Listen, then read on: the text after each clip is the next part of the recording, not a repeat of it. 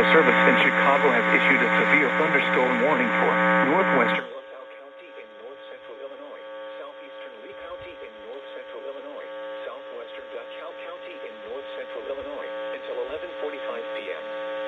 At 10:56 p.m., a severe thunderstorm was located 7 miles west of Lamoille, or 10 miles south of Lawson, moving east at 50 miles per hour. Hazard, 70 miles per hour wind gusts. Source, radar indicated. Impact, expect considerable tree damage. Damage is likely to mobile homes, roofs, and outbuildings.